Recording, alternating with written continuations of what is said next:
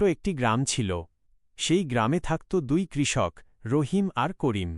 রহিম ছিল খুব দয়ালু মানুষ, আর করিম ছিল খুব লোভী ও স্বার্থপর। প্রতিদিন ভোরে রহিম মাঠে কাজ করতে যেত হাসিমুখে। সে গরিব মানুষদের সাহায্য করত, সবার সাথে ভালো ব্যবহার করত। গ্রামের মানুষ রহিমকে খুব ভালোবাসত। অন্যদিকে করিম শুধু নিজের লাভের কথাই ভাবত। সে কারো উপকার করত না, কারো কষ্ট দেখলেও তার মন গলত না। একদিন গ্রামের বাজারে এক বৃদ্ধ কৃষক ভারী চালের বস্তা তুলতে পারছিল না। রহিম দৌড়ে গিয়ে তাকে সাহায্য করল। বৃদ্ধ লোকটি খুশি হয়ে রহিমের জন্য দোয়া করলেন। কিন্তু করিম দূরে দাঁড়িয়ে হাসতে লাগল। সে ভাবল, অন্যকে সাহায্য করলে নিজের সময় নষ্ট হয়। কিছুদিন পর ভয়ঙ্কর খরা শুরু হল। মাঠ শুকিয়ে গেল, পুকুরের পানি কমে গেল। গ্রামের মানুষ পানির জন্য কষ্ট পেতে লাগল। রহিম নিজের কুয়োর পানি গ্রামের সবার জন্য খুলে দিল। মানুষ সেখানে এসে পানি নিতে লাগল। শিশুরা, বৃদ্ধরা সবাই রহিমের জন্য দোয়া করল। কিন্তু করিম নিজের কুয়োতে তালা মেরে দিল। সে বলল, আমার পানি শুধু আমার জন্য। এক গরিব মহিলা তার অসুস্থ শিশুকে নিয়ে করিমের কাছে পানি চাইতে এল, কিন্তু করিম তাদের ফিরিয়ে দিল। শিশুটি কান্না করতে লাগল।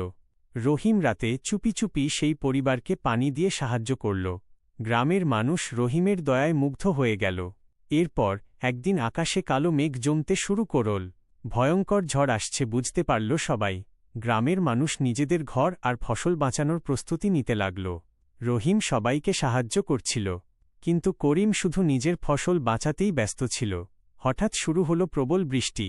দেখতে দেখতে বন্যার পানি গ্রামে ঢুকে পড়ল। চারিদিকে আতঙ্ক ছড়িয়ে গেল। করিমের মাঠের বাঁধ ভেঙে যেতে শুরু করল। সে একা একা ফসল বাঁচানোর চেষ্টা করল, কিন্তু কিছুতেই পারছিল না। তখন করিম গ্রামের মানুষের কাছে সাহায্য চাইল, কিন্তু কেউ এগিয়ে এল না, কারণ সবাই তার স্বার্থপর আচরণ মনে রেখেছিল। ঠিক তখনই রহিম করিমের কান্নার শব্দ শুনতে পেল।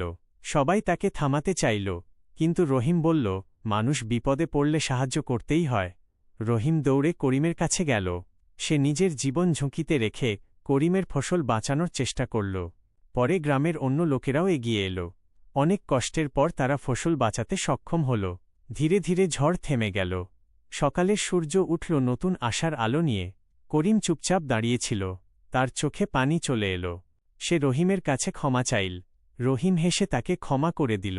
সেদিন করিম বুঝতে পারল, লোভ মানুষকে একা করে দেয়, আর দয়া মানুষকে সবার আপন করে তোলে। তারপর থেকে করিম বদলে গেল। সে নিজের কুয়ো গ্রামের সবার জন্য খুলে দিল। গরিব মানুষদের সাহায্য করতে লাগল। গ্রামের সবাই আবার তাকে আপন করে নিল। কয়েক মাস পর পুরো গ্রাম আবার সবুজ হয়ে উঠল।